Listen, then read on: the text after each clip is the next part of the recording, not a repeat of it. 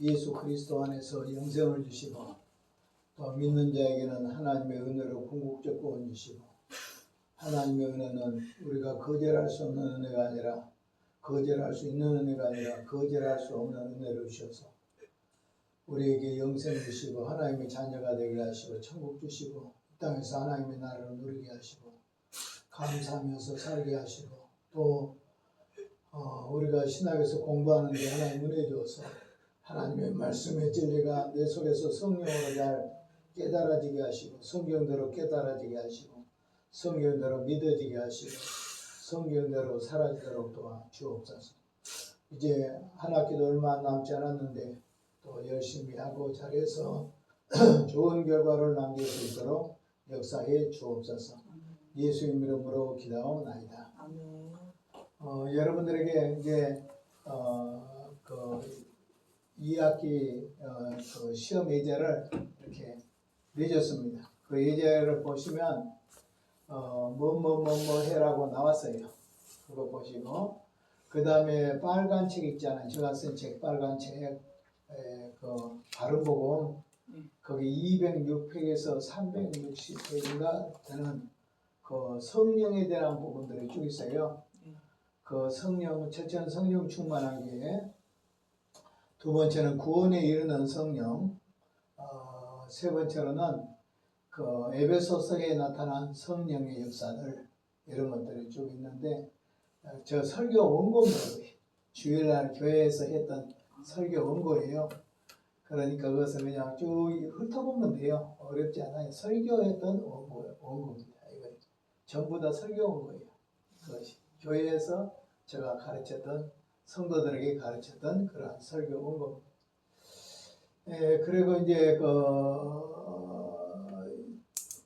저기까지 해서 12월 28일인가? 12월 28일까지 한 달 동안 했으니까 준비도 하시고 또 책도 써서 읽어보시고 우선 다른 시험 공부 먼저 하세요. 다른 공부 먼저 하고 그 다음에 이제 서서히 하시면 되겠습니다.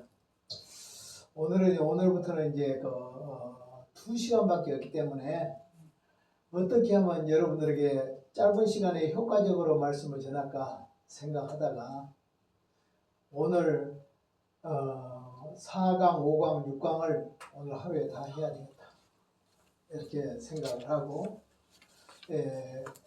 조금 그냥 읽어볼 수 있는 것은 살살 넘어가고 중요한 부분들은 이렇게 훑어서 살펴보도록 해서 오늘 4강에서 6강까지 분량이 한 30페이지쯤 될 거예요. 한 30페이지 되나? 한 30페이지 되는데 열심히 한번 해보겠어요.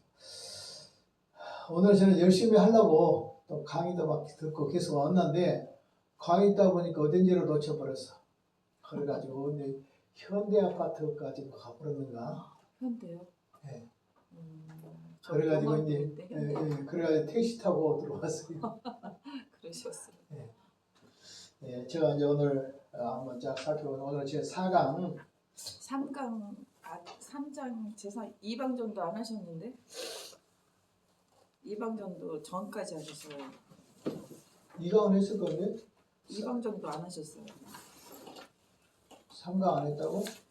3장이라고 돼 있어요. 제 3장 2방전. 예. 2방전 3강 조한나까지 하고요. 3강에 2방전도 아직 안 했다고? 예. 동유럽 전도. 그것을 그냥 쭉 넘어가세요. 예. 읽어보면. 그 다음에 뒤에 부분이 또 뭐 있죠? 그 다음에 3강 안에 교리적 논쟁이요. 화채설 자유지 논쟁. 예, 이건 화채설 자유의지 논쟁은 뒤에 또 나와. 예. 그러니까 뒤에 가서 하도록 하고 오늘은 4강으로 뛰어넘겠습니다. 예, 오늘 이제 크게 기독교를 이렇게 나누면 이제 원래 기독교는 우리 프로테스탄트 우리 개신교를 기독교라고 하지만 그러나 이제 보편적으로 세상 사람들이 말할 때 기독교 하면 셋으로 나눠. 하나는 동방교회 로마 제국이 동로마, 서로마로 나누면서 동로마 쪽에 있었던 교회들, 그러니까 그리스 정교회, 그 다음에 러시아 정교회, 이런 교회들을 향하여 동방교회라고 해요. 동방교회. 그 다음에 이제 서방교회는 어디냐 그러면 서방교회는 서로마 제국을 중심으로 해서 이루어진 교회. 그러니까 서노마 교회. 이것은 오늘 카톨릭, 천주교 이렇게 해서 나눠요. 그 다음에 이제 어떤 사람들은 말하기를 개신교는 천주교에서 나온 자매집하다. 우리는 천주교들이 말하기를 우리는 큰 집이거든, 우리는 작은 집이다.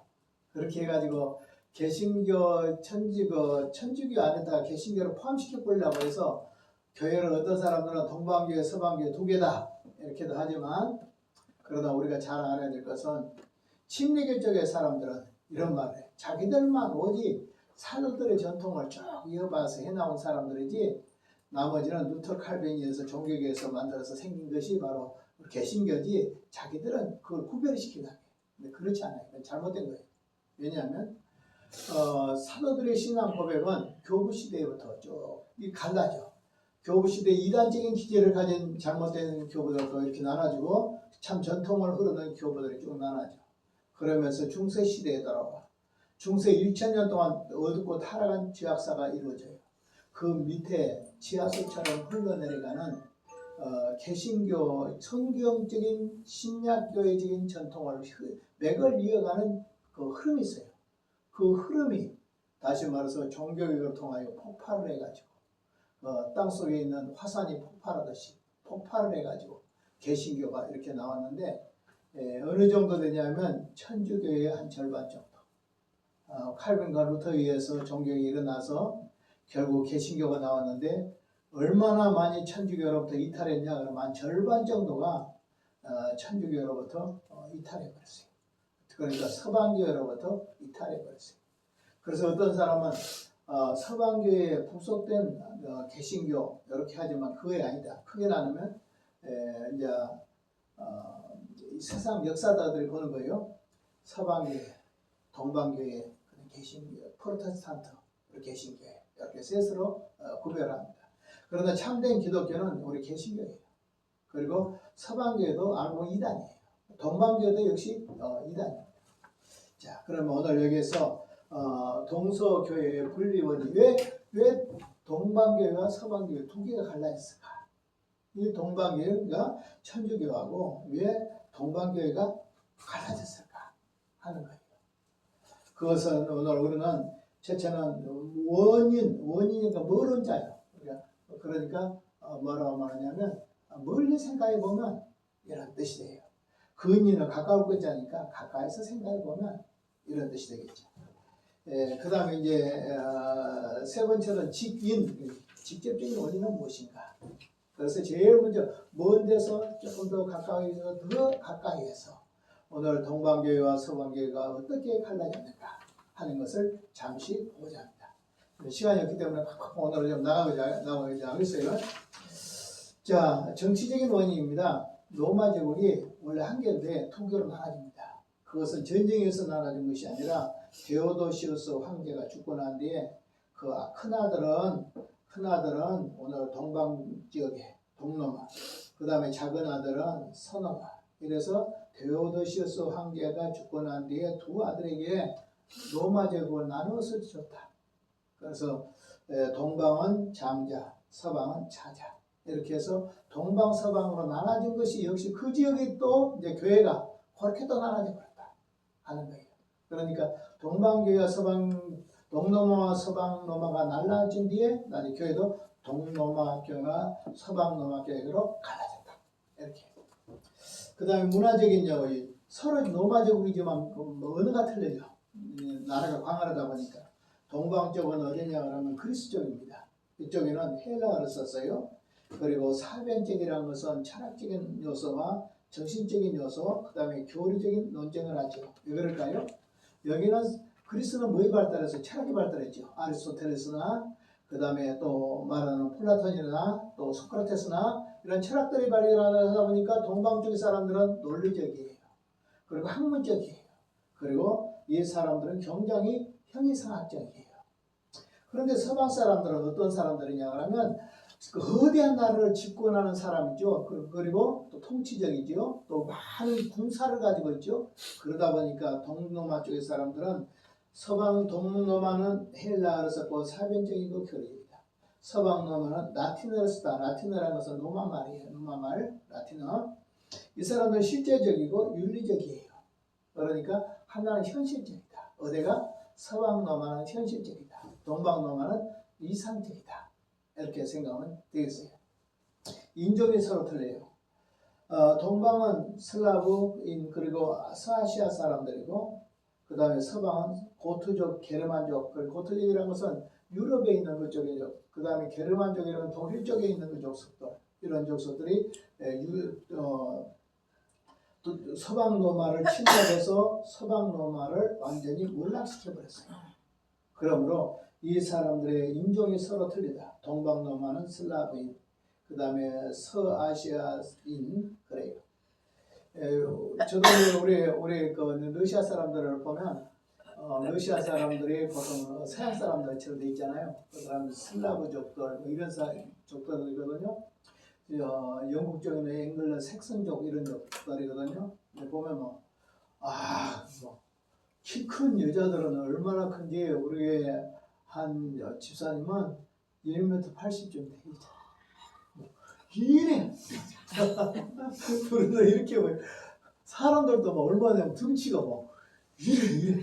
아시죠? 우리나라 사람들은 힘도 못 쓸 것 같아. 그래. 예, 그리고 이제 이 인종이 그렇고 또 문화도 서로 틀려요. 그래서 동방 교회들은 어떻게 하냐면 수염을 길러. 수염을. 신부들이 보면 뭐 옛날 러시아 신부들 보면 꼬불꼬불 수염이 많죠. 그래서 동방의 성직자들은 신부들인데 수염을 길러. 서방의 신부들은 가톨릭 신부들은 수염 기는 거 봤어요? 전부 다 면도 다 있죠. 지금도 보면 서방의 천주교 신부들은 다 깔끔하게 면도를 했어요. 근데 동방의 신부들은 이렇게 수염이 많이 나 있어요. 그것은 서로 그 풍습의 차이다 하는 거예요. 실제 여러분 특히나 이쪽 사람들 보시면 알죠. 20몇 살짜리들이 막 수염이 길러가지고 이렇게 시커먼 수염 길러가지고 막 이렇게 있거든요. 근데 그 사람들은 주로 지금도 뭐 수염을 길러가지고 있는데 그 사람들은 이렇게 양치고 이렇게 멀리 떨어졌으니까 위협감을 갖도록 하기 위해서 수염을 길러요.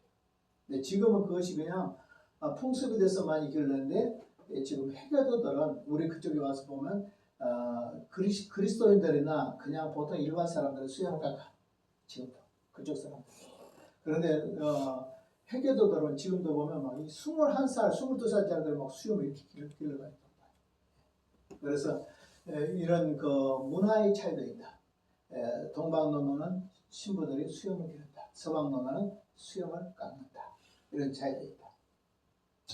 그 다음에 이제 동방은 어떤 게 있냐면 내세적이고 아까 이야기했지만 서방은 현세적이다. 동로마 제국은 동로마 교회는 내세적이고 서로마 교회는 현세적이다. 신학적 발전. 동로마 교회는 칼케톤 이후에 신학이 발전을 못해요. 그러니까 동로마 제국은 이렇게 말해요. 우리는 네 가지 동로마 교회는 네 가지 것이 우리의 특색이다. 첫째로는 하나다. 두 번째는 무엇이냐면 거룩하다. 세 번째는 뭐냐? 그러면 오늘 우리는 하나고 거룩하고 그 다음에 또 오늘 우리는 사도적 전통을 가지고 있다. 그리고 우리는 보편적이다. 네 개. 첫째 뭐예요? 하나다. 두 번째 뭐예요? 우리는 사도적 전통을 가지고 있다. 그 다음에 거룩하다. 그 다음에 또 하나 그만 말했죠. 이 네 가지 보편적이다. 보편적.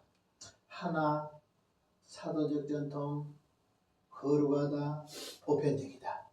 이것이 바로 이 교회의 정의가 언제 나왔냐 하면 AD 431년 그러니까 콘스탄틴 니케아 콘스탄티폴리스 회의에서 그러니까 제일 먼저 니케아 종교회의가 있어요. 그 다음에 좀 325년에 381년쯤 됐을 때는 뭐냐면 콘스탄티노폴리스에서 즉 오늘 비잔티움 그러니까 이스탄불 터키의 지금 수도 이스탄불에서 모였던 회의인데 그것이 바로 뭐냐면 니케아 콘스탄티노폴 폴리스 회의라고 해요. 이 회의에서 결정된 것이 있는데 이거예요. 우리는 하나고 우리는 사도적이고 우리는 보편적이고 우리는 거룩하다. 이 네 가지 전통을 가진 것이 교회다. 여기에 기틀을 얻어가지고 지금까지도 그들은 말할 때 우리 동방교회는 어떤 교회냐? 하나인 교회다.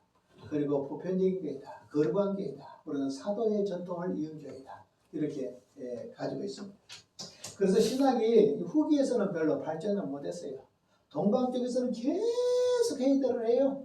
그래가지고 계속 교리 논쟁 무슨 논쟁을 하지만 동방교회는 처음에 초창기의 교리적인 확립을 그대로 그냥 받아들인 상태에서 그 다음에 교리적 논쟁이 별로 없어요. 그러니까 신학적인 발전은 별로 못했어요. 이것이. 그러나 신학적인 발전을 많이 하면서 서방교회 천주교 쪽이죠. 엄청나게 많이 발전을 했죠. 그것이 이제 성경에 맞느냐 안 맞느냐. 그래서 초창기에서 한 교회 회의가 전부 21번쯤 돼요. 한 2000년 동안. 그 중에서 한 1차에서 한 7차 회의까지는 그랜대로 괜찮아. 그런데 7차가 넘어서는 우리가 받아들일 수 없는 이단적이에요. 전부 다. 수많은 회의를 했지만 이단적이에요. 그러나 동방교회는 처음에 초창기에 그것은 신앙적이라고 했죠. 그 상태에서 머물러 버렸으니까 교리적인 발전은 못했지만 타락하기는 서방교회보다 동방교회가 덜 타락했어. 천주교회보다 오늘 동방교회가 러시아 정교회나 그리스 정교회가 덜 타락했어. 그러나 역시 이것도 이단입니다.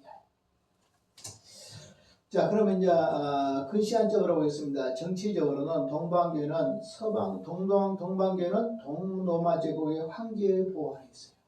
근데 서방교회는 나라가 무너져 버렸잖아요. 무너져 버리니까 그들이 정치적으로 의지할 대상이 누구냐? 오늘 그 신성로마 제국이에요. 잘 보세요. 로마가 지금 하나지 않아요. 요거 서방 쪽이 1467년에 망해버리거든. 그럼 동남아 제국만 남았잖아요. 동남아 제국은 언제까지냐면 1453년까지 가. 그러니까 1000년을 더 있어.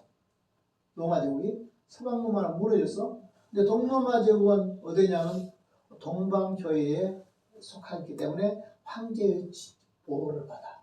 그러니까 교회가 어느 정도 교황이 교회가 보호를 받지만 권세가 황제 밖으로 못 나오죠. 황제의 지배를 받으니까. 근데 서방은 황제가 없어져 버렸어.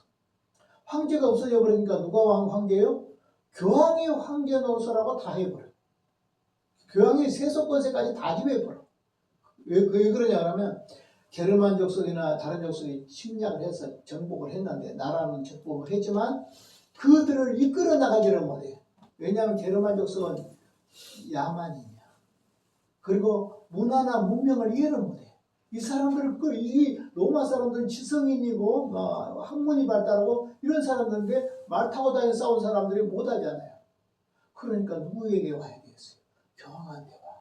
그래서 결국 지배자들이 교황의 품 안으로 들어와 버려요. 그러니까 교황이 최고의 권력을 가져버려요. 근데 황제도 자기 밑에 있게 돼버려요.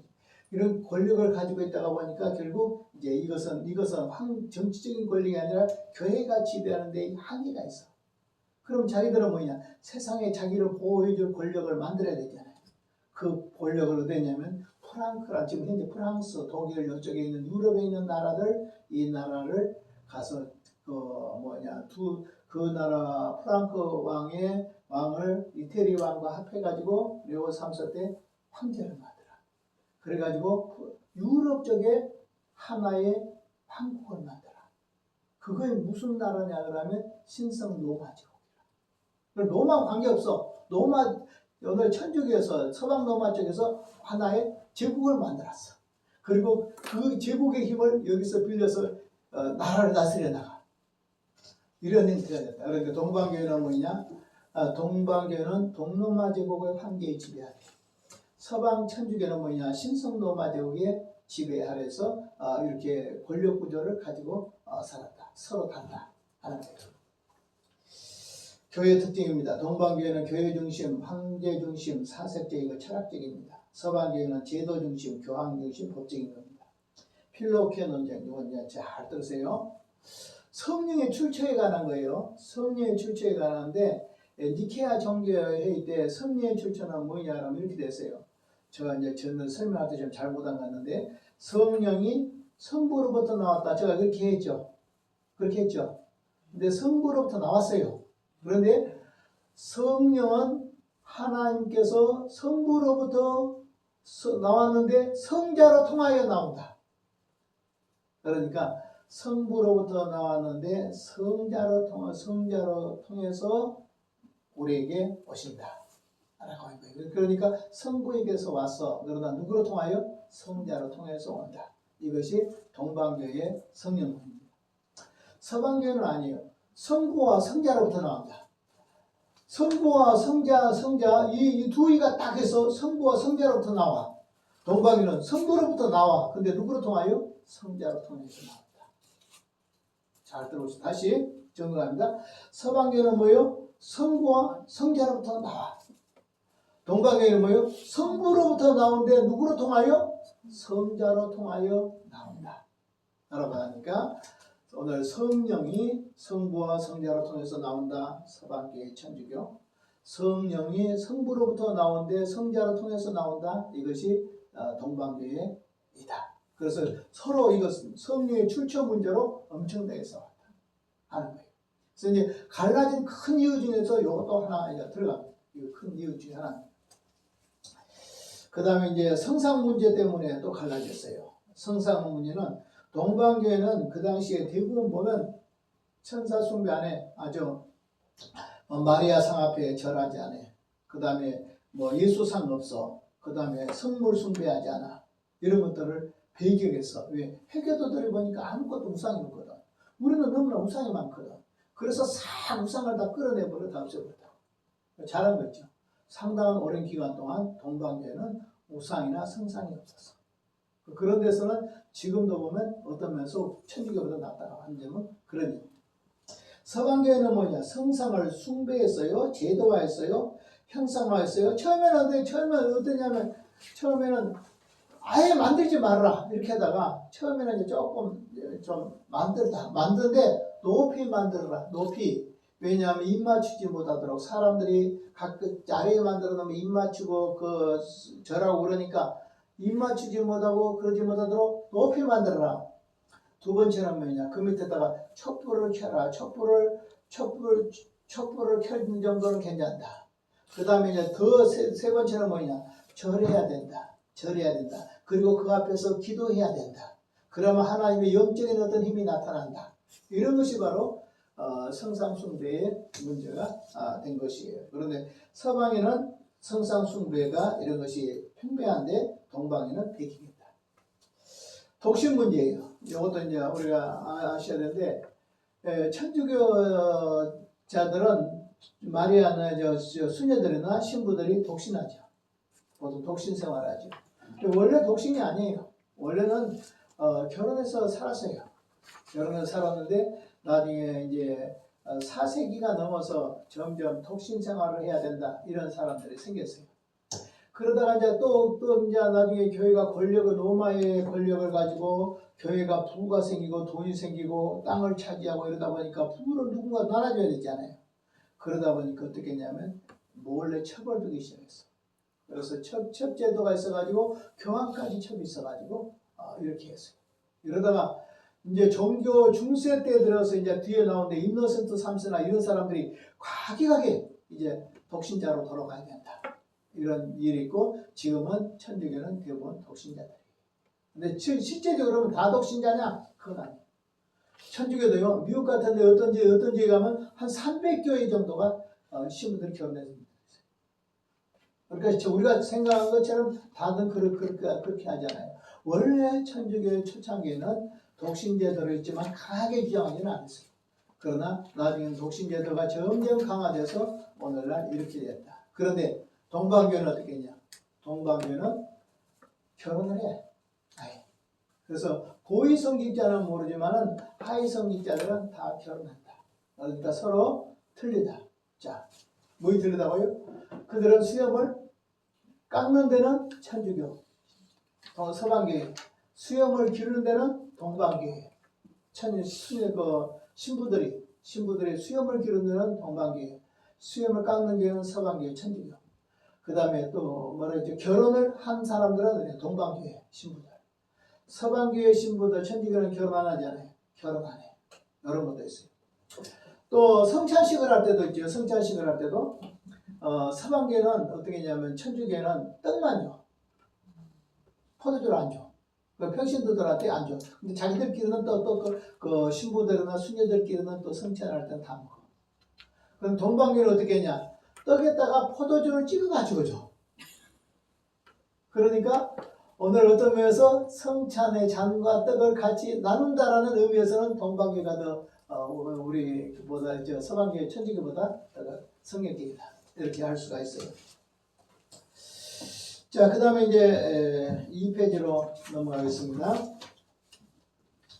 동방교회는 해교도의 영향을 많이 받아요. 그래서 해교도 때문에 고전을 많이 합니다. 결국 동방교회는 서방교회가 서방 나라가 무너지고 서버소 로마 제국이 1467년도에 무너지고 난 뒤에도 동로마 제국은 1000년 동안 더 가서 1453년까지 가. 그러나 1453년 때 갈 때는 해교도들이 얼마나 이슬람교도들이 얼마나 심하게 전쟁을 했냐면 아예 로마 제국은 약해져 보고 돈 약하게 되고 병력은 한 7,000명밖에 없어 전체. 그런데 이제 그 사람들이 천주교 해교도들이 돌을 투석기 20kg짜리 된 이런 돌멩이를 투석기에 넣어가지고 날려요. 이렇게 기구가 있어요. 둥 치면 이거 확 날아가서 성벽을 꽝꽝꽝 쳐. 그러면 무너지겠어요, 안 무너졌어요? 20kg나 된 돌이 날아가가지고서 치면 무너져요. 다 무너져서 나라가 1453년 그냥 힘없이 무너져버렸어. 그래가지고 완전히 그 지역이 해교도 나라가 됐어. 거기 어디냐? 터키야. 지금 이제 터키야. 터키에 보면 성소피아 성당 아시죠? 그 성소피아 성당에 가면 위에는 뭐냐면 기독교의 그림이 그려져 있고 그 다음에 안에는 누가 있냐면 해교도들이 거기서 이슬람교들이 모스크로 사용해서 자기들 예배를 드려요. 그러니까 신앙의 주인이 바뀐 곳이 어디냐? 터키라고 해요. 그리고 소아시아 일대 교회들이 옛날에 보면 요한계시록에 7개 나오시지 않아요. 예서가 버드사에서 빌라를 였다 내가 한번 책했었잖아요. 그 지역도 역시 터키 지역이에요. 지금도 그쪽으로 거의 다 무너져 버리고 없어. 전부 다 해결을 다 무너져 버렸어. 자, 이런 이유 때문에 결국은 그렇다 하는 겁니다. 그 다음에 이제 직접적인 요인입니다. 세 번째, 동로마와 서로마가 갈라진 것. 정치적으로는 서방교회는 사를마녀 황제가 황관을 수여하고 서방 로마는 프랑크 제국, 그러니까 신성 로마 제국을 의지하게 됐습니다. 그래서 이제 이유가 있어요. 사실 알고 보면 동방 로마 제국도 기독교, 서방 로마 제국도 기독교잖아요. 그리고 어려운 일이 올수록 서로 두 개의 나라가 합해가지고 동방교회, 서방교회 합하면 해교도 물리칠 수 있잖아요. 해교도는 동방 쪽에도 이단이지만 서방교회도 이단이잖아요. 천주교 쪽에서도 봐도 이단이고 동방 로마 쪽에서도 봐도 이단이거든. 그러면 이단이면 다 물리쳐야 되잖아요. 근데 안 도와버려. 서방교회가 안 돕는다니까. 동방교회를 가만 놔둬본다니까. 이단한테 잡히면 놓기도록 놔둬. 그리고 자기들은 신성 로마 제국을 세워가지고 골이 붙어있어. 그러니까 이거 악행이죠. 그 다음에 이제 서방교회는 그렇게 했고 직접적인 요인은 이제 사상적 차이예요. 동방교회는 뭐냐면 철학적인 논리를 가져. 그러니까 아리스토텔레스나 플라톤이나 소크라테스나 이런 철학자들의 철학의 논리가 있는 것처럼 그 그리스를 중심으로 해서 세워진 주변에 이루어진 이스탄불 그쪽에 지금 거기 그쪽에서는 어떻게 됐냐? 그러면 사상적이고 철학적인 논리들이 많이 발전해요. 그런데 이제 동방 쪽은 서방 쪽은 어떻게 되냐? 그러니까 법률적이고 제도적이에요. 예, 그러니까 어느 정도냐면 교회 자체가 구원을 준다 이렇게도 생각해요. 그리고 천주교에서는 교회당 안에만 들어오면 구원 받는다 이렇게 생각한다. 또 성찬식만 해도 구원을 받는다고 이렇게 생각한다. 우리가 성찬식만 해도 구원 받는 거 아니잖아요. 또 세례만 받아도 구원 받는다 이렇게 생각한다. 그러니까 하나는 굉장히 까다로운 논리적인 것들은 동방교회가, 그다음 단조로운 것들은 서방교회가, 하나는 철학적이고 하나는 실제적이고 이런 차이가 있다. 교리적 차이 요건 해서요. 동방교회는 성령이 성부로부터 나오는데 성부께서 성자로 통하여 주셔. 성자로 통하여 성부에게로 나와서 성부가 성자로 통해서 성령을 주셔. 어떻게 이거 맞는 것 같아요? 그 다음에 천주교 쪽에 서방 쪽은 뭐냐? 성부와 성자로부터 나와버려. 성부로만 나온 것이 아니라 성부와 성자에서 한꺼번에 성부와 성자 사이에서 유출돼버려. 동방은 뭐예요? 성부로부터 나오는데 누구로부터? 성자로 통하여 성령이 오신다. 이런 교리적 차이 때문에 그렇다. 근데 이것도 이제 그렇게 차이가 된 건 이런 이유가 있습니다. 이 성부에게서 성자로 통하여 성령이 나오신다. 이것은 니케아 종교의 때예요. 그러니까 예를 들면 4세기 때 나온 거예요.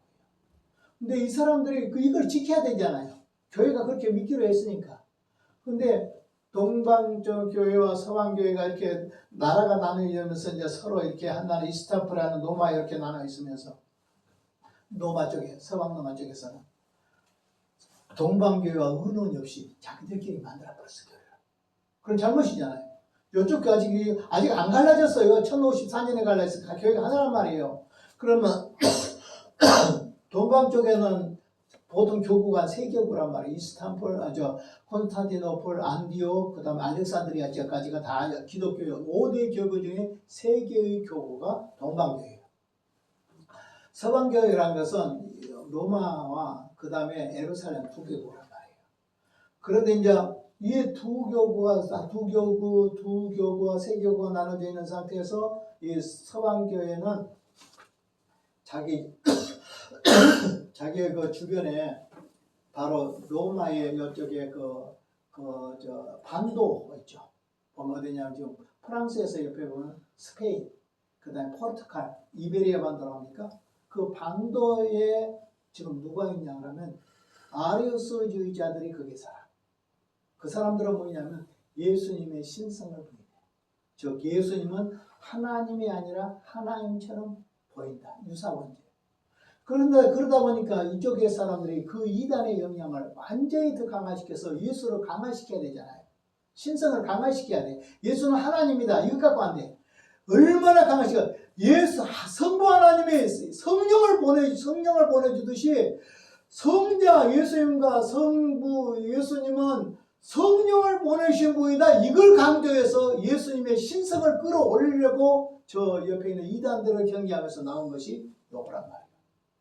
그런데 그걸 서로 의논해야 될 건데 안 하고 자기들끼리 사가만히 만들어가지고 그렇게 써먹다 보니까 여기서 사람이 몰라요.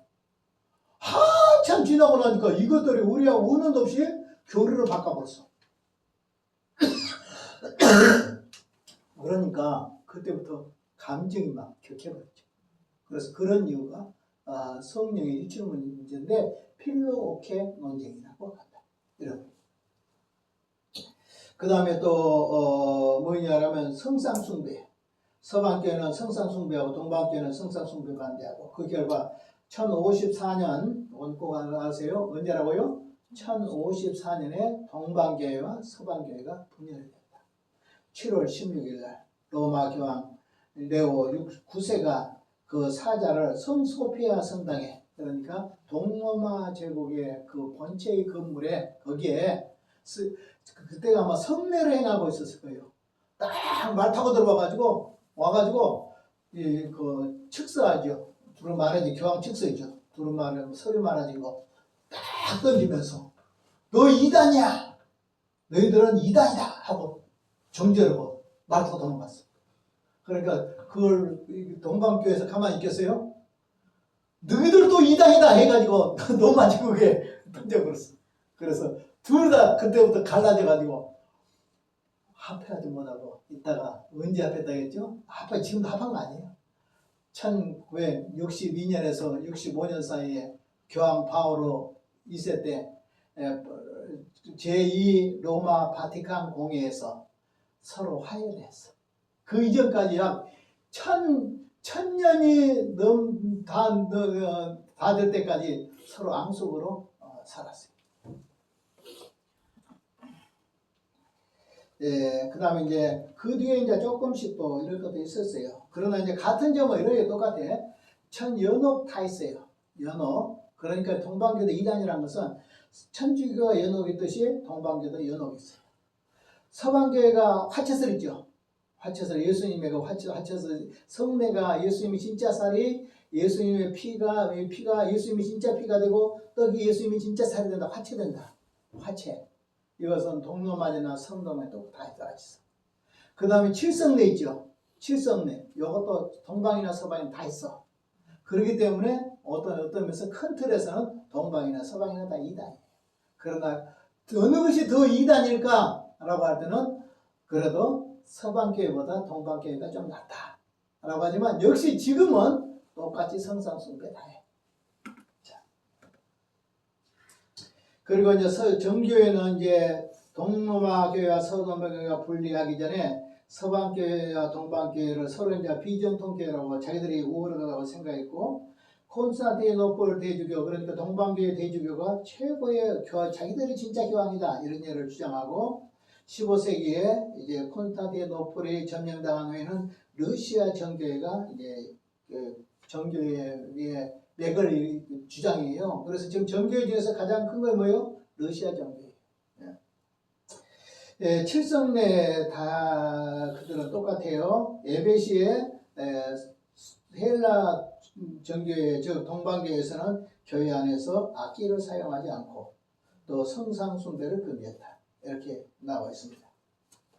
넘어가서 3페이지로 넘어가서 이제 동방교회에서 여러 학자 중에서 이제 한 사람을 이제 택해서 설명해 보려면 다맥생 요한이라고 해요.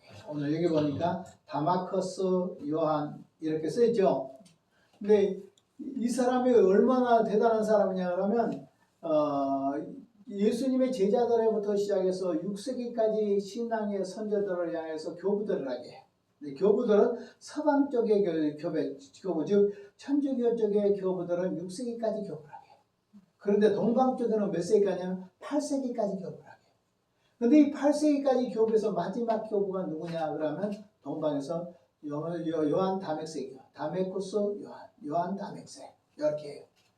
이 사람이 얼마나 대단한 사람인가는 아마 이제 해야 하는데 우리 한국교회는 지금 누구에 대해서는 많이 연구됐냐면 서방 천주교에 대해서는 많이 연구가 됐어 실제적으로. 근데 같은 기독교라 할지라도 동방 쪽의 기독교에 대해서는 연구가 별로 안 돼 있어요. 연구가 별로 안 돼 있어. 그래서 아마 이쪽에도 상당히 연구를 해야 하는데 아마 다메코스 요한에 대해서도 상당히 연구를 해야 될 부분이에요. 이건 교회 박사라고요. 대단한 사람이에요. 자, 한번 봅시다. 큰 글씨만 딱 봐요. 자, 이 사람 뭐예요? 법, 신학, 철학, 음악, 능통한 사람, 이 사람은. 또 이 사람 뭐냐? 교리서, 그 다음에 찬미가 작곡되니까 음악에, 교회 음악에도 대단한 사람, 이 사람은. 일명 뭐라고 해요? 교회 박사예요, 교회 박사. 이 사람 어떤 사람이냐 그러면 조직신학의 모델인 현재 이 틀을 쓴 사람이에요. 대단한 사람이에요. 자, 철학에 대해서도 철학의 머리라는 책에서는 뭐 68장이나 썼어요. 철학의 머리, 철학을 놓고 기독교 입장에서 썼겠죠. 그 다음에 이단 요약 있죠. 몇 개의 이단을 다뤘다고요? 그 당시에 80개의 80종류의 이단을 다뤄서 쓴 사람이에요. 이 사람은 정통신학의 교리를 설명하면서 총 몇 장을 썼냐? 100장을 썼어요. 100장. 요거 한 장 한 장이 아니에요. 1장에 뭐 2장에 뭐 3장에 뭐 이런 식으로 100장 한 권을 100장을 만들어 썼으니까 얼마네요. 칼빈 같은 사람이 기독교 강요에서 쓸 때 총 80장이에요. 근데 이 사람은 여기 책 한 권을 썼는데 100장을 만들어 썼어요.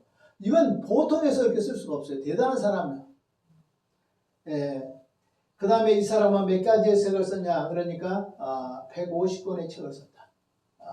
그리고 이 사람은 뭐냐면 그리스도교의 아리스토텔레스라고 할 정도로, 또 서방교회는 토마스 아퀴나스가 있다 그러면 동방교회는 다메크스 요한이 있다. 이런 사람이다 라고 하는 겁니다. 그 다음에 이제 내용으로 조금 이제 와서 이 사람은 플라톤적보다 아리스토텔레스적인 영향이 강해요.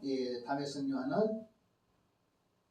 그런데 예수 그 내용에 보세요. 예수 안에 신성은 서로 분리되어 있으나 특성상 함께한다. 상당히 가까운 것 같아요. 육신은 실제로 하나님이 되고 그 다음에 신성은 인간이 된다. 이건 조금 그렇죠. 흡수된 것 같죠. 흡수되면 안 되겠죠. 그 다음에 그리스도의 원죄는 십자가에서 죽었고 3일 만에 구세주로 부활했다. 그리스도의 신성은 인성에 의해서 영향을 받지 않는다. 그리스도가 인간이라기보다는 반인 반신이다. 이건 잘못된 거예요. 예수님은 완전한 하나님이고 예수는 완전한 사람이시다. 그래서 여기서 받아들일 수 없어요. 인간론도 보세요. 자유의지론을 주장합니다. 이건 잘못됐죠. 인간의 자유는 타락했는데, 그 다음에 가시적인 것 불가식적인 연합이다. 육체와 영혼의 연합이니까 맞겠죠. 인간 속에 하나님의 형상은 사고의 능력과 자유의지로 구성된다. 이건 잘못된다. 그러니까 그 당시에 이렇게 만들어져서도 신학이 발전되지 않는 상태에서 만들어지니까 대단한 거예요. 오늘 우리는 다 만들어졌지만, 자, 무죄 상태의 인간은 온전한 하나님의 선물이다. 맞죠? 무죄 상태니까. 타락한 인간은 하나님보다 자신의 관심을 갖는다. 창조론. 그래서 쭉 보면 이 창조론에 문제가 있네요. 세 번째 보세요. 인간은 하나님은 원래 누구만 만들었어요? 아담만 만들었다. 남성만 만들었다. 만든 뒤에 한참 두었다가 만들었을까요? 다시 여성을 만들었을까요? 이어서 바로 만들었겠죠. 그죠? 여기는 그렇게 설명을 안 했어요. 다메크스 요한은 말하기를 타락을 예견하고 인간을 보존할 방법으로 여성을 만들었다. 아니, 타락 이전에 하나님께서는 여자를 남자를 만들고 배필로 돕는 배필로 하와를 만들었잖아요. 그런데 이거는 타락한 후에 여자를 만들었으니까 잘못됐죠. 이거. 그러니까 이만큼 똑똑하고 많이 알고 천재 같은 사람도 교리적으로는 우리가 이단이 될 수 있다 하는 걸 알아야 돼요. 그 다음에 또 보세요. 성적인 관계는 죄악의 관계다. 그렇습니까? 아니죠. 인간이 생육하고 번성하고 이것은 뭐예요? 타락하기 전에 주신 거예요. 그런데 이 사람들은 뭐냐 그러면 타락한 이후에 이렇게 성적인 관계가 형성이 된다. 이렇게 하는 거예요. 그러니까 잘못된 거예요. 자, 구원론도 보십시오. 구원론도 얼마나 틀린가?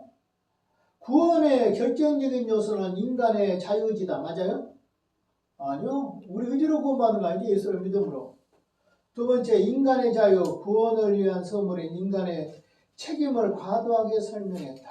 그리스도의 사역을 그다지 강조하지 않고 인간의 책임만 강조한다? 이거 잘못된 거죠. 성찬은 빵과 포도주는 예수님의 몸과 피로 변한다. 화채서 맞죠? 거기다 천주가 똑같아요. 은혜를 전달하기 위해서 성찬의 물과 빵과 포도주를 사용한다. 그 다음에 성만찬을 통해서 인간의 한 몸인 것을 깨닫는다. 마리아는 원죄 없는 잉태 맞아요? 틀렸죠? 마리아도 원죄가 있죠. 쭉 그러면서 이제 동방교회의 절정은 뭐냐면 수도원 운동을 많이 했다는 걸 알아야 돼요. 그 중에 바실이라는 사람들이 이렇게 했어요. 각 교회 보시면 됩니다. 넘어가겠습니다. 그 다음에 이제 몇 페이지로 넘어가냐 그러면 6페이지로 넘어가겠습니다. 살살 잘 넘어가죠? 오늘 이제 상담을 다 하려니까 이렇게 넘어가. 그 다음 로마 제국의 전성기 그러면 이제 세 사람을 들 수가 있어요. 누구냐 하면 그레고리 7세, 그 다음에 하나는 인노센트 3세, 그 다음에 보니파키우스 8세 요 세 사람 때 교황의 권세가 황제의 권세보다 능했어요. 그러니까 황제의 권세를 교황이 이겨버렸어. 그러니까 교회가 세상을 장하게 해버렸어. 이게 타락이야. 요때 생겨진 사람들이 누구라고요? 인노센트 3세, 그레고리 7세, 그 다음에 보니파키우스 8세 이런 사람들이 그랬다 하는 겁니다. 먼저 여기 힐데브란트라는 사람이 나와요. 이 사람이 이제 그리고리 7세가 돼요. 황제가 될 때는 이 사람이 그리고리 7세가 되는데 생일은 그냥 넘어가요. 이 사람은 뭐냐라면 넘어가서 7페이지에 레오 9세가 황제가 되자 부집사직에 임명되어 실제로 교황권을 행사했다. 1073년 58세로 교황이 되었다. 그리고 1076년 할리 4세와 충돌하여 카누사 굴력으로 유발시켰다. 1085년 70세로 죽었다. 개혁을 위한 측면. 성직자를 매직한 교역자는 그 사실만으로도 성직을 감당하기에 부족한 인간이다. 맞아요. 잘했죠? 두 번째, 교구를 막기 위해서 금품을 증여한 자는 교구를 상실한다. 맞아요. 그 타락을 바로 잡은 거 이 사람이 그냥 힘이 있는 거 아니에요. 이렇게. 세 번째는 간음을 범한 신부는 즉각적으로 기능이 정지된다. 성직자 기능이. 맞죠? 그 다음에 교황은 첩이 있는 자들을 이혼시키고 불리행 시에 간음죄를 처벌해야 된다. 그래서 성직자들이 그 당시에 중세시대에 신부들이 첩들이 많으니까 만약에 첩들을 제거하지 않으면 간음죄다. 그 사람들은 성직에서 박탈해라. 그 다음에 스스로 성직매매의 음란에 관한 교황의 칙령을 위반 시에는 성직자들이 목회 기관이 거부돼야 된다. 없죠. 교직매매 금지. 잘했죠. 두 번째, 독신생활 강조. 요건 좀 잘못한 것 같아요. 오히려 더 강조를 하다 보니까 또 숨어서 이렇게 첩들을 들게 되고 이런 게 되었어요. 세 번째, 조직 인문권과 재산의 감독권은 누구한테 둔다? 교황한테 둔다. 옛날은 안 그래요. 황제가 주교도 임명하고, 그 황제가 막 강화될 때는 황제가 대주교도 임명하고, 그 다음에 뭐도 임명하고, 교황이 할 것을 다 황제가 했다고. 요걸 다시 빼앗은 거예요, 이 사람이.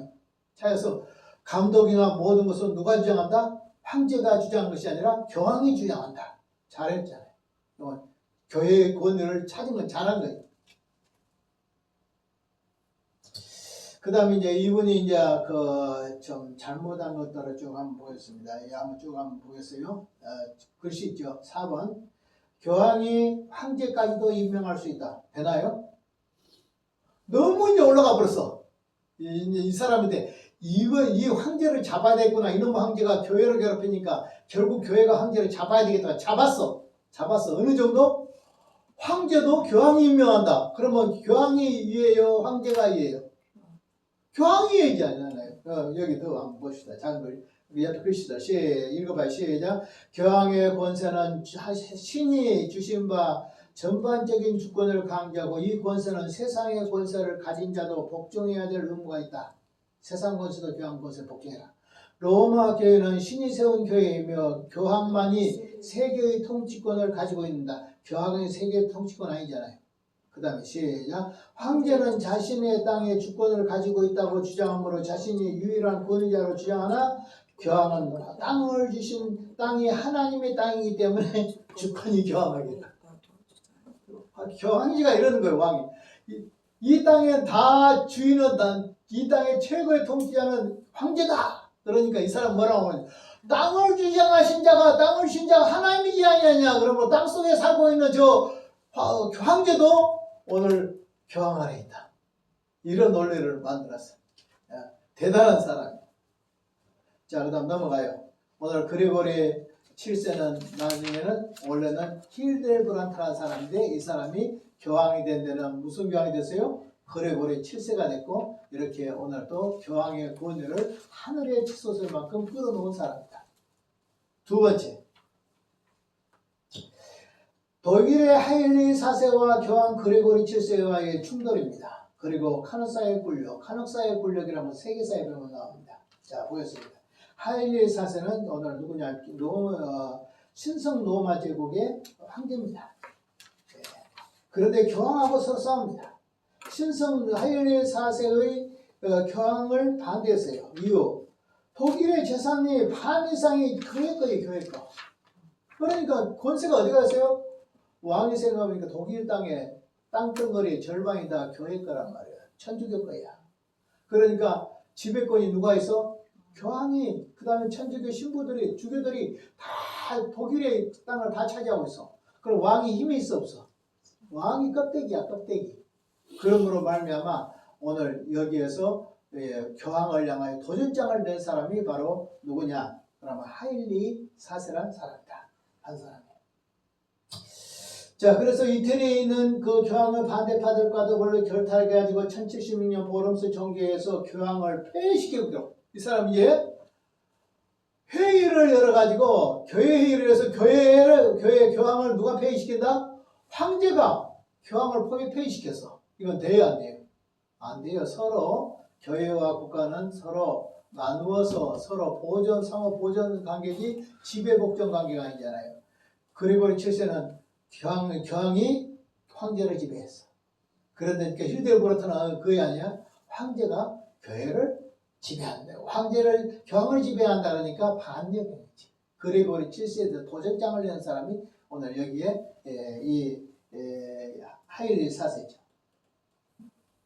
그래서 하일리 4세가 집권할 때 교황을 몇 명이나 갈아치워 버린지 아세요? 그레고리 6세, 레오 9세, 빅토르 2세, 스테파노 9세, 베네딕토 10세, 니콜라이 2세, 알렉산더 2세, 7명을 바꿔버렸어. 누가 가지고 놀았다, 교황을? 처음에는 교황이 그레고리 7세가 황제를 위에 지배했더니 결국 누가 도전해? 힐데르브르트가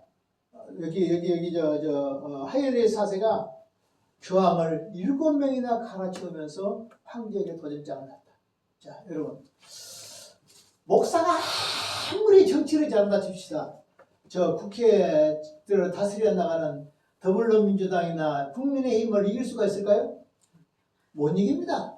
정치꾼들은 정치꾼들이에요. 절대 교회가 아무리 목사가 탁월하고 권모술수가 능수능란하다고 할지라도 세속 권세 못 이깁니다. 그렇죠? 그런데 때로는 어떻게 해요? 교회가 권세가 없으면 어떻게 해요? 세상의 사람들이 교회를 지배하죠. 지금은 교회가 세상을 지배한 거예요? 세상이 교회를 지배한 거예요? 세상이 교회를 지배하고 밟고 난리가 난 거예요. 그러니까 이번에 한번 10월 27일 날 소위 110만 명이라는 대단한 군중을 이끌고 나서 폭력 시위를 한 것도 아니에요. 거기서 그냥 조용하게 예배만 들고 참석했죠. 예배만 드리고 왔죠. 그리고 나니까 전 세계에서 뉴스 기관에서 100명이 찾았대. 100명이. 이렇게 많이 모이니까 100명이 찾아서 심지어 BBC 방송까지 다 전 세계적으로 다 찾아왔어. 교회가 살아있는 모습을 한번 보이자 하는 거예요. 예를 들어 말하면 누굽니까? 광화문에 전광훈 목사처럼 정치적인 색깔을 띠고 성조기를 들고 태극기를 들고 휘날리면서 내가 앞으로 법무부 장관이 돼야 되겠다고 정권을 잡아야 된다고 그런 일 했어요, 안 했어요? 대통령 국회 의석 몇 석 차지했어요? 한 석도 못 차지했죠. 아무리 해도 교회는 세상을 잡을 수 없어요. 세상은 세상대로 놔두고 교회는 교회대로 가서 서로 보완관계에 있어야지 지배복종 관계는 절대 성립이 안 돼.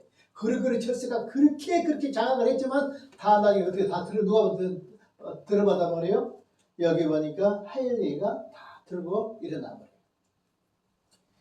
그래가지고 어떻게 했냐? 그러면 결국 여기에 보면 이런 내용이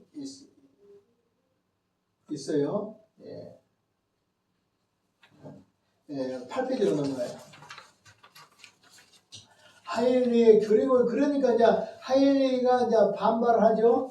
그러니까 그리고리 7세가 또 이제 부딪히겠죠. 하일리하고 교황은 황제를 출교시켜요. 그리고 독일의 제후들과 또 황제에 대한 복종을 의무가 없음을 강조해요. 독일의 제후들은 황제에게 복종할 의무가 없다.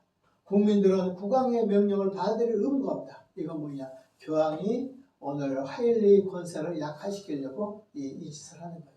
그런데 그때도 그걸 할 수가 있어요. 왜냐하면 독일의 전 재산의 땅의 절반 이상이 다 교회 거니까. 제후들의 반대를 하자 형세가 불리한 걸 하일리 4세가 깨달았어요. 그래가지고 이렇게 영국의 윌리엄 1세에게 보낸 편지입니다. 이건 이제 그레고리 7세가 보낸 편지예요. 한번 읽어봅시다. 시작. 신은 하늘에 두 개의 광명을 두셔서 만물을 비춤과 같이 땅에 두 개의 권한을 두셨으니 그 교황과 왕이다. 교황은 큰 빛이며 왕은 작은 빛이다. 그리스도의 가르침에 따라 사도의 권한은 국왕의 권력을 지배하여 심판의 앞자리까지 책임지게 된다. 하늘에는 두 개의 빛이 있다. 태양과 달이 있듯이 땅에도 두 개의 권세가 있다. 교황과의 권세와 왕의 권세가 있다. 그런데 누구의 권세가 더 크다? 큰 빛이 누구다? 교황이다. 작은 빛은 누구다? 황제다. 왕이다. 이렇게 말한 거예요. 카르사 권력이라는 것은 세계사에 유명한 것인데 보면 이제 그 세계사의 그림들이 나와요. 그때가 언제냐? 1077년 1월 교황의 후원 세력인 카노사의 자기 교황을 후원한 그레고리 7세를 후원한 카노사의 백작에 마틸리아라는 그 사람이 사는 성에 잠시 오늘 여기에서 쉬고 있었어요. 교황이 그레고리 7세가. 그때 이제 교황에게 폐위를 당한 하일리 4세가 이렇게 하면 안 되겠거든. 어떻게 해서라도 교황한테 좀 선처를 얻어내야 되겠다 싶어서 한번 상상을 해보십시오. 4살짜리 아이를 데리고요. 왕후하고요. 왕비하고요. 알프스 산을 넘어가지고요. 프랑스 쪽에 이쪽으로 넘어와서 프랑스에 있는 카노사에 많이 찾아와요. 거기에다가요. 맨발로요. 3일을 섞어대지. 빌어요. 살려달라고. 하일리 4세가 이 그리고리 7세한테 빌어요. 나 용서해주고 나를 용서해주고 나를 받아들여. 불쌍해달라고. 맨발을 먹고 자기 나이도 어린데 자기 왕비하고 자기 아이하고 거기에서 눈에서 얼어 죽게 생겼는데 그 앞에서 눈밭에서 빌고 있으니까 이제 그 안에 가만히 카노사라는 그 성 안에 가만히 있던 그리고리 7세가 보니까 불쌍하게 여기거든. 그래서 봐줬어. 요거요 하거든요. 우리는 어떤 면에서 봐줄 때는 잔인하게 어떤 면에서는 끊고 맺는 거 분명히 해야 되는데 이렇게 강한 그레고리 7세도 자기 앞에 빌고 있는 왕의 모습이 눈밭에서 왕비하고 아이들하고 아이하고 하나 데리고 가지고 비는 모습이 불쌍해가지고 여기에 봐줬어. 그래가지고 3일을 사죄를 하고 1077년 1월 28일에 그 황제 파문 있죠. 파문을 철회시켰어. 그랬더니 이거 있잖아요. 봐줬더니 이거 돌아가더니 그레고리 7세를 걷어쳐버린 거예요. 어떻게 했냐 보세요. 출교에서 해제를 받자마자 제후들을 보복을 했어요. 그 로마 교황을 후원하는 제후들 보복했어요. 여기에 당황한 제후들은 다른 황제로 또 옹호했어요. 이에 교황이 하일리 4세를 출교하고 국민의 왕으로 또 동정시켰어요. 그 기세로 황제는 종교회의를 열고 그레고리 7세를 파멸해버렸어요. 도리어. 하일리 4세를 봐줬더니 나중에 교황을 파문시켜버리고 클레멘트 3세를 교황으로 임명했습니다. 하일리는 1080년 로마에 로마로 또 쳐들어갔어요. 이 사람들이. 그것만 있는 거 쳐들어갔어. 3년 만에 로마 바티칸을 완전히 함락시켜버렸어. 교황은 남부 이탈리아 살레노로 피신에 도망갔어요. 거기서 화병으로 죽었대요. 그러니까 누가 말하기로 어느 날 막 쫓겨나가지고 있는 가운데 가슴에서 뚝 하는 소리가 나는데 그대로 죽었다.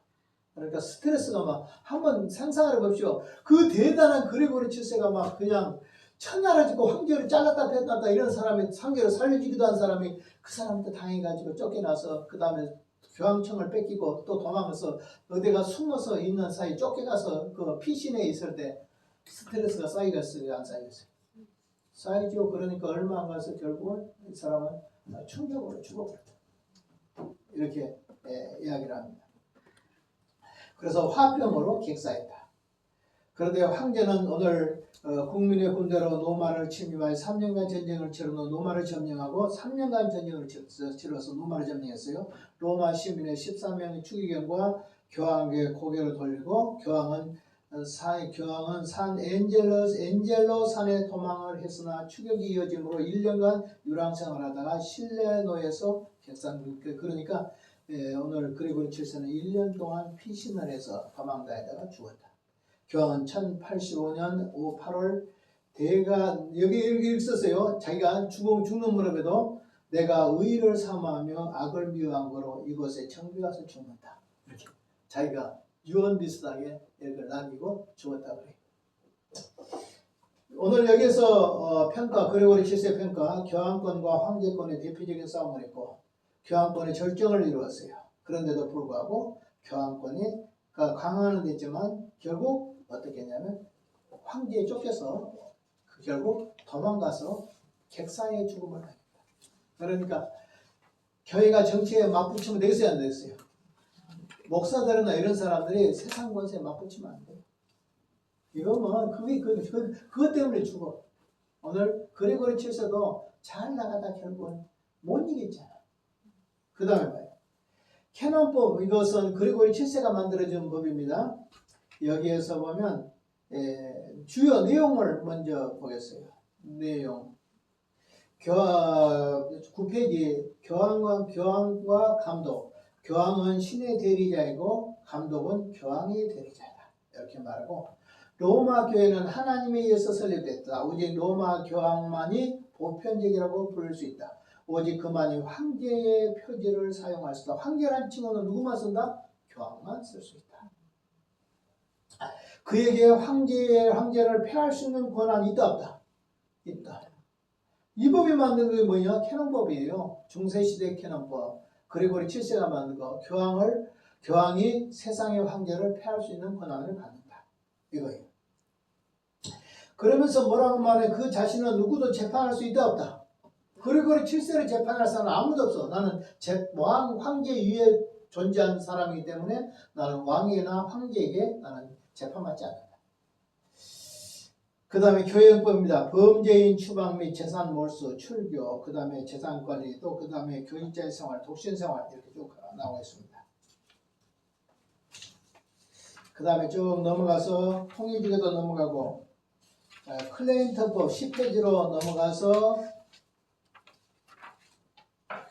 보면 이것이 바로 영국에서 정해진 것입니다.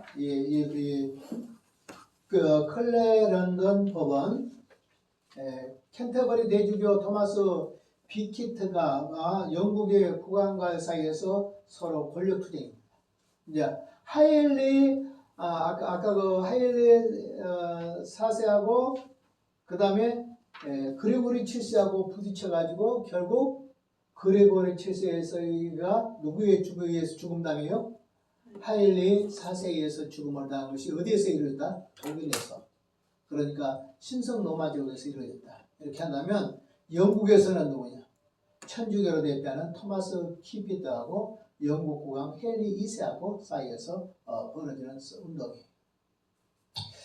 1164년 왕은 클레런던에서 감독과 귀족을 소집하여 법을 만들었어요. 이런 법을 만들었어요. 이제 뒤집힌 법입니다. 종교 사건 외에는 교직자라도 국가의 재판 아래에 있다. 맞아요. 이제 누가 더 올라간 거죠? 왕이 올라가 버렸죠? 교직자도 재판하다. 누구 무슨 법 빼놓고? 종교에 대한 교회법에 관한 거 빼놓고 나머지는 신부고 누구고 다 대주교고 다 세상의 재판을 받아야 된다. 두 번째, 교직자는 왕의 허가 없이 외국 못 나간다. 로마 바티칸을 간다고 해도 왕이 결제를 해줘야 돼. 나가서 줬어. 이래서 나갈 수 있지 왕의 결제 없이 못 나간다. 통제라는 것이. 세 번째, 감독, 대감독, 사원장 선거는 국왕의 명의에 의해서 국왕의 회당에서 한다. 회의 모든 것 국왕의 통제 아래서 한다. 그 다음에 상고는 국왕에게 하며 국왕에게 충성을 다해야 된다. 이렇게 했어요. 그래서 이제 토마스 베케트는 1170년 12월 25일 4명의 자객에 의해서 성당에서 피살됐다고 해요. 이 사람. 결국 영국의 헨리세하고 투쟁을 하다가 결국 영국의 왕한테 졌겠죠. 지고 그 다음에 4명에 의해서 피살당했다. 이 사람. 1171년 이 법이 폐지됐어요. 왕은 대주교의 무덤에 찾아가서 참여하고 그에게 성자호를 수여했다 그래요. 그리고 대주교 토마스 키페트는 국왕의 명령을 거부하였고 성직자는 하나님의 종이며 국왕이 준 영지는 하나님의 땅이므로 국왕이 주는 것이 아니다 이렇게 했고 국왕의 군사와 간섭이 심하여 키페트는 프랑스로 망명했다가 망명에서 떨어져 5년 동안 투쟁하게 됐다. 그러니까 쫓겨다니다 이 사람이 피살당했다. 결국 왕하고서 이겼다 못 이겼다. 못 이겼어요 이 사람. 자 그리고리 치서도 못 이겼어요. 그 다음에 여기 베키테라는 사람도 헬리세를 못 이겼어. 결국 망했어. 그러니까 오늘날 교회가 세상 정부와 싸워가지고 권력 투쟁을 하면 되겠어요 안 되겠어요? 네. 안 돼. 넘어가요.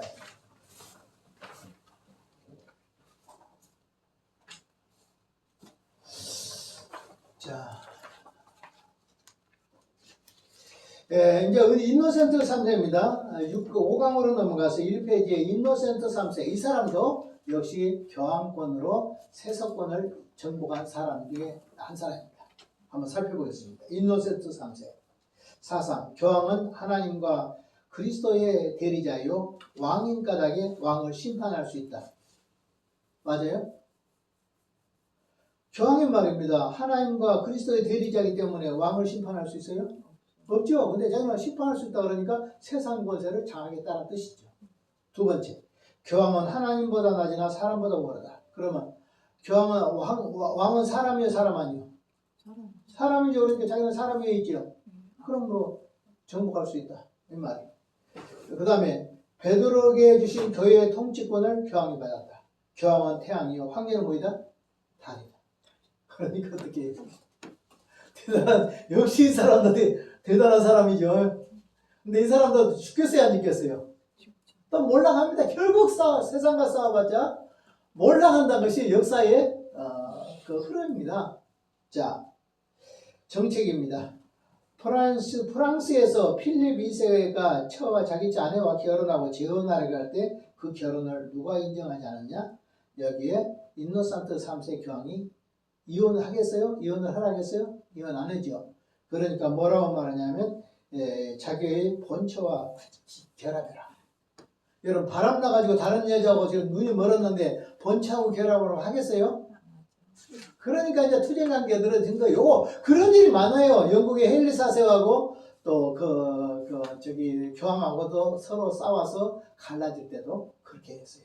이혼하려고 했어요. 이혼하려고 하고 자기 왕비의 여종인 엠볼린이라는 사람하고 결혼하려고 하다가 이혼을 허락하지 않아가지고 천주교에서 정치적으로 독립을 해버린 것이 오늘 성공입니다. 오늘 우리나라에 성공의 신학대학 있잖아요. 영어로 앵그리칸 처치라는데 이 성공회가 그래서 천주교가 갈라져 나오는데 그것은 헨리 8세의 이혼 문제를 받아주지 않아서 그렇습니다. 여기도 똑같아요. 여기도 이제 프랑스에서 필립 2세도 역시 자기 처와 이혼하고 재혼하려고 했는데 이혼을 허락지 않고 본처와 결합을 제시하니까 영국왕 요한이 교황에 명한 캔터버리 대주교를 인정치 않자 또 이제 출교하고 프랑스 왕에게 집권을 이양했고 이에 영국왕이 굴복하자 1213년 복권케 하고 매년 2차 공납을 약속했다. 특기사항 인노센트 3세가 한 것은 무엇이냐 그럼 대단한 일을 해서 십자군 전쟁이죠. 십자군 전쟁. 중세시대의 십자군 전쟁이죠. 이걸 일으킨 사람이 인노센트 3세. 그 다음에 지도관 종교재판 아시죠? 그 얼마나 재판이 심했냐 그러면 포르투갈 같은데 스페인 같은 데는 2,500만 인구가 재판권에서 사람을 불태워 죽이고 서로 죽이고 나니까 1,700만으로 감소했대요.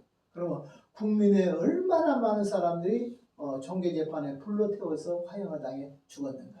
지긋지긋한 종교 재판. 그 다음에 비밀 고해제도 있죠. 고해성사 있죠. 천주교의 고해성사. 실시한 사람이 바로 이 사람이에요. 인노세트 3세가 바로 고해성사를 실시한 사람입니다.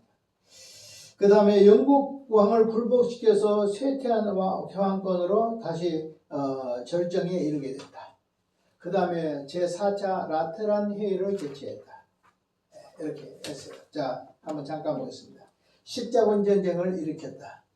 몇 차에 걸쳐서? 4차에 걸쳐서. 전부 십자군 전쟁이 8차거든요. 그러니까 절반 전쟁이 누구 치하에서 했다? 인노센트 3세의 치하에서 했다. 1202년에서 1200 이건 잘못다 이거. 이건 잘못다. 십자군 전쟁에 4회 때 했다고 말했는데 4회 1차, 2차, 3회, 4회 때 인노센트 3세 때 했다. 이렇게 되겠습니다. 그 다음에 종교재판을 했고 고해성사 했고 그 다음에 넘어가겠어요. 라테란 회의를 개최했어요. 1215년에 그 당시에 알베젠파는 2단입니다. 이건 2단은 잘 정한 거예요. 2단 연결했어요. 왈도파는 정통입니다. 알고 왈도파는 어떤 파냐고 하면 프랑스의 리옹의 와도라는 사람이 자기 재산을 다 털어서 가난한 사람들을 구제하고 다 나누어져 버리고 그 다음에 자기가 성경을 프랑스 말로 번역을 해가지고 성경을 읽도록 했어요. 자국어로. 그 당시에 천주교에서는 성경을 못 읽겠어요. 그리고 어느 정도 못 읽겠냐 그러면 라틴어로 신부가 예배를 드릴 때 로마말 라틴어로 읽어버려. 마치 우리가 영어로 읽어버리면 우리나라 사람이 못 알아듣듯이 그 나라 사람들이 성경을 못 알아듣게 하기 위해서 라틴어로 읽었단 말이에요. 그런데 프랑스어로 번역을 해가지고 이 사람이 성경을 이렇게 번역을 해서 했어요. 그리고 이 사람 연옥 반대예요. 연옥. 이 사람은 화채설 반대예요. 칠성례 반대예요. 이 사람은 왈도는. 그 다음에 무엇도 반대했냐 그러면 이분이 이제 오늘날 여성 목사 있죠. 여자 목사제도 있죠.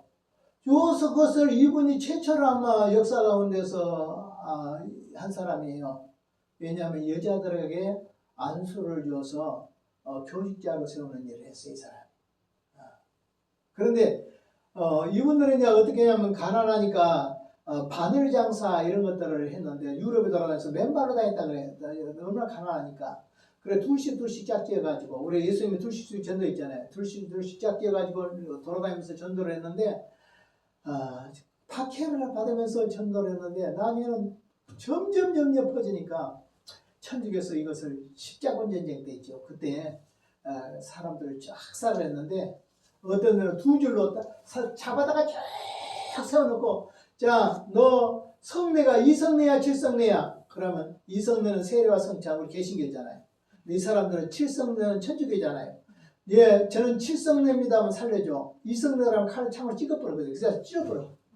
쭉 줄로 세워놓고 지나가면서 너 2성례 7성례 그러면 자기들이 앞에 지금 창에 찔러 죽어가면서도 하는 말이 우리는 2성례입니다. 세례와 성찬이에요. 이거 외에는 없어요. 이렇게 하면서 그들의 창에 찔러서 죽음을 당한 떼죽음을 당한 사람들이 누구냐? 오늘 왈도파란 말이에요. 그런데 하물며 우리 개신교가 말이에요. 목숨을 걸고 세례와 성찬을 이렇게 해서 오늘날 교회 안에 존속시켰는데 이 세례가 형식이 되고 성찬이 형식이 되는 것은 진짜 가슴 아픈 일이에요. 이건 우리가 회개해야 될 일이에요. 이분들이 바로 칼빈과 루터가 있기 전에 한 300년 전에 벌써 이런 개신교 신앙의 전통을 가지고 있었어. 그래서 실제적으로 종교학자들이 17세기 종교학자들이 16세기 종교학자들이 종교개혁이라고 왈도파 지도자들하고 만났어. 왈도파 지도자라고 이야기해. 자, 성경은 무엇이야? 그럼 뭐라냐? 신약과 구약 66권입니다. 맞아. 성례는 뭐야? 세례와 성찬 이성례입니다. 그래 맞아. 내세는 뭐야? 천당과 지옥 연옥은 없습니다. 맞아. 그리고 고해성사가 어떻게 생각해? 고해성사는 잘못된 것입니다. 이렇게 너무너무 맞아버린 거야. 이 사람들은 신학대학을 나온 사람도 아니고 대학자도 아니야. 오히려 루터나 이쪽에 종교학자들이 막 그 당시에 대단한 학박사들이지 이 사람들은 실제적으로 말하면 공부도 제대로 못한 사람들이고 철저하게 성령 안에서 말씀으로 교제한 사람들인데 그 사람들의 사상하고 루터나 칼빈이나 종교학자들의 사상하고 똑같아버려. 똑같아버리니까 그들이가 끌안고 울었어. 성령 안에서 이렇게 당신들이 우리보다 개신교의 선구자들이다. 그리고 자기들도 있을 필요가 없어. 우리는 따로 교파가 있을 필요가 없어서 대부분 합해버렸어요. 개신교 안으로 왈도파가 들어와서 합세해버렸어요. 그런데도 지금도 왈도파가 남아있어. 아직도. 왈도파가 아마 대학도 있고 신학교도 있고 그 다음에 그 유치원 같은 것도 있고 그 다음에 사회 봉사조직도 있고 지금 전 세계적으로 흩어져서 있는데 상당한 숫자가 지금도 남아있다고 들었어요. 한번 기회가 있으면 나도 왈도파들 있는데 한번 가보고 싶은 이렇게 마음이 있어요. 그런데 뭐 지금 아마 이태리 쪽에 프랑스 쪽에 어느 한 모퉁이에 어디에 있을 거라고 생각이 돼요. 자, 그 다음에 피오르 요하임을 정기했어요. 그 다음에 카톨릭의 신자는 1년에 한 번 이상 고해성사를 해라. 그 다음에 교권정비, 교황청의 계급제, 그 다음에 교회 행정의 절타를 결정했고 화채서를 결정하고 그래서 오늘 여기 그레고리 7세가 이렇게 인노센트 3세가 이렇게 했다. 자, 첫째는 그레고리 7세가 교황권을 강화를 시켜서 세속권세를 지배했다. 인노센트 3세도 교황권을 강화시켜서 세속권세를 지배했다. 그 다음에 보니파키우스 이 사람도 오늘 이제 교황권을 지배한 사람인데 결국 비참하게 끝나버린 사람. 아까도 그리고리 7세도 비참하게 끝난 거 아시죠? 이렇게 나중에 심장병처럼 죽음을 당해버린 거. 보니파키우스 8세 1294년 교황으로 선출 1296년 프랑스 국왕과 충돌을 한 필립 4세와 이게 감금을 당했다가 이태리군에 의해서 구조된 한 달의 건강약화로 사망. 그래서 비참한 거 아시죠? 이것만 봐도. 자, 사상, 교황의 지상주의. 교황의 속권에 대한 간섭 권리, 세속권세를 간섭할 수 있다. 교회법 대신 로마법을 적용해서 국가 내의 모든 재산권을 행사를 교회가 주장할 수 있다. 그래서 프랑스 왕과 충돌이 똑같이 아까 하일리 4세하고 충돌하는 거 봤죠? 왜냐하면 독일의 재산이 전부 다 땅이다 교회 거라. 절반이 교회 거라. 그러니까 왕이 힘이 없잖아요. 그러니까 교황의 왕을 잡아먹으려니까 왕은 안 잡혀먹으려고 충돌해서 싸우다가 그렇게 된 거고. 그 다음에 오늘 여기 보니파키우스도 어떻게 했냐면 결국 어떻게 해요? 오늘 교회가 땅을 다 가지고 있고 그 다음에 왕에게 복종을 안 하니까 결국 프랑스의 필립 4세하고 그 다음에 싸우게 된 것이다. 그래서 우리가 생각할 때는 이렇게 좀 아이러니컬합니다. 프랑스 나라가 있잖아요. 천주교 나라예요. 누가 말하기로 프랑스는 어떤 나라지? 천주교의 친달이다. 요 정도예요. 그런데도 불구하고 교황하고는 사이가 어마어마하게 안 좋아. 어마어마하게 안 좋아. 사실 알고 보면 지금 프랑스가 지금 옛날에는 칼빈이나 개신교 전통이지만 지금 프랑스가 천주교 전통이잖아요. 지금 개신교는 가진 거중 다 없어지고 지금 천주교 나라가 됐어요. 그런데 실제적으로 프랑스가 어떤 일을 하는지 아십니까? 하나님이 프랑스를 움직여서 루터교회하고 그 다음에 천주교하고 대싸움을 할 때 30년 전쟁을 할 때 30년 전쟁을 했거든요.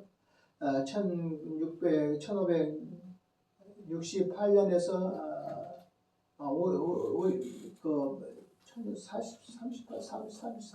18년에서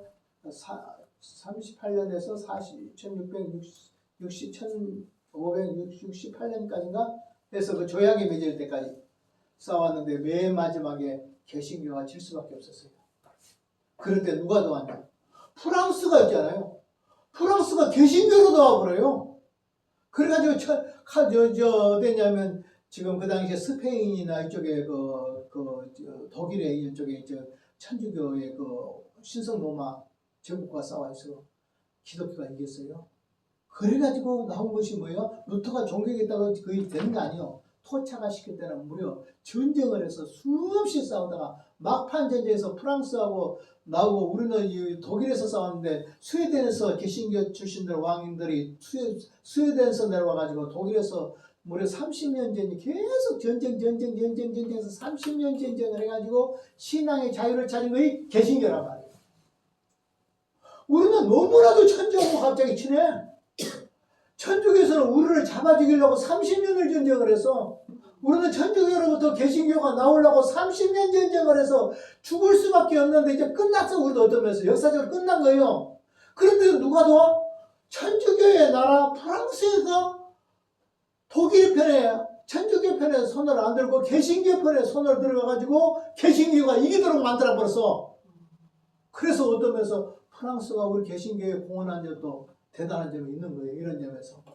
그래서 그 사람들은 천주교를 믿지만 교황하고는 사이가 별로 안 좋다 하는 것을 여기서 알 수가 있습니다. 자, 보겠어요. 오늘 필립 4세와 오늘 그 보니파큐스 8세와 충돌입니다. 세속권세나 통치권을 위하여 교회 기관이나 성직자에게 오늘 과세를 하는 평시도는 파문을 한다. 지금 다시 말하면 왕이나 영주가 교회나 성직자들에게 세금을 물도록 하는 사람들을 파문시킨다. 그러니까 결국 뭐예요? 우리는 세상권세 지배 안 받겠어. 이거죠. 두 번째 우남 싱크탐이라는 것인데 교황이 영적과 세상권세의 두 검을 가지고 있다. 영적인 검은 교회를 위해 사용하는 그 성직자들을 다스리고 세속검은 교회의 세상의 군주들을 다스린다.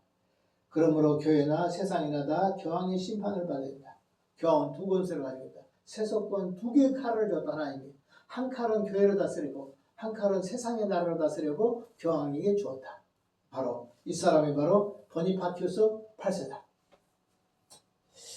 자, 영적 권력은 세속 군주를 재판할 수 없으며 오늘 영적인 권력을 가진 사람은 세속 군주가 그러니까 왕이 군주가 재판을 할 수 없어요. 왕을 신부를 향하여 대수주교나 그 다음에 추기경이나 이런 사람 재판할 수 없으며 오직 하나님께 재판을 받는다. 구원을 위해서 모든 사람은 로마 교황에게 복종을 해야 된다. 로마 교황한테 복종해야 구원받는다. 어떻게 생각합니까? 오늘라도 목사에게 복종해야 구원받는다. 교회 안에 그런 사람들도 있어요. 목사 거스리면 하나님 거스린 거야. 그래서 너희들은 지옥 가. 어떤 데서 전번에 투표를 했는데 광주에서 어떤 일이 벌어졌는지 아세요? 이번 목사가 추천하는 사람을 후임으로 찍지 않으면 그 사람은 지옥 간다. 여기까지 했어.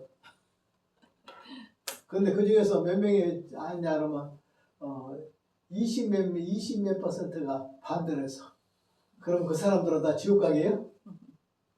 다른 사람들은 겁이 났겠어요, 안 났겠어요? 성경을 잘 모르는 사람은 아이고 이거 하나님이 우리 목사님을 하나님이 세우라겠는데 안 찍으면 하나님 반대야 이렇게 생각한 거지. 그래서 결국은 엉터리로 찍은 사람들도 있겠죠. 이렇게 하면 되나요? 이건 악한 거죠. 예수님 믿으면 천국 간다고 했잖아요. 예수님을 믿고 믿어야 천국 가죠. 그리고 우리는 하나님 뜻을 따라가야 되죠. 그러니까 하나님 뜻은 만약에 하나님이 목사를 청빙할 때 이 목사도 세우고 다른 목사도 올 거잖아요. 누가 되는지 하나님 아시잖아요. 그런 투표해가지고 다른 사람 좋다는 쪽에 많으면 모셔온 거잖아요. 그런데 이제 한말 어떤 목사가 자기가 추천한 목사를 찍지 않으면 지옥 간다 그러면 되겠어요? 그건 안 되지. 자,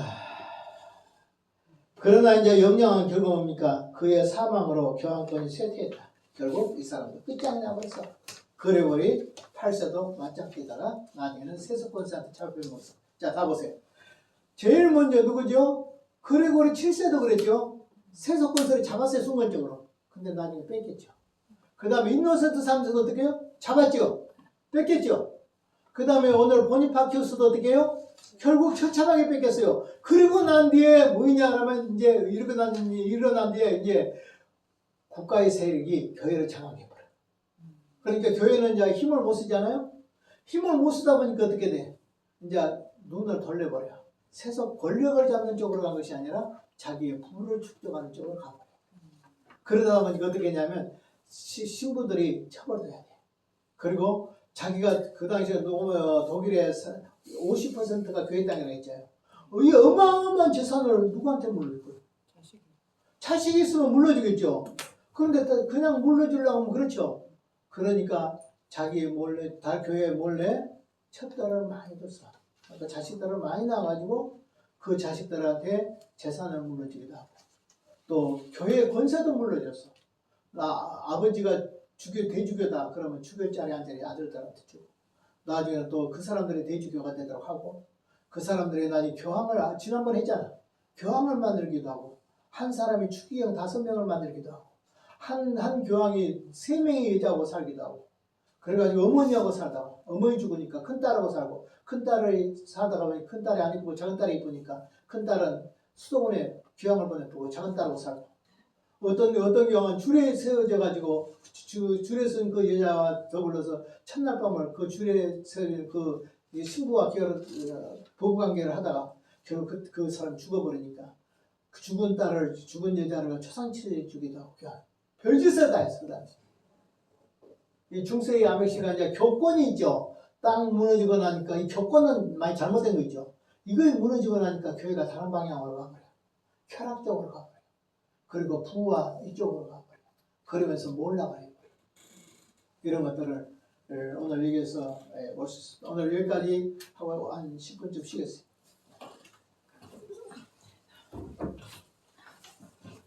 이거 시험 문제예요? 이거 시험 문제 나옵니다. 지금 시험하는 거 아니에요?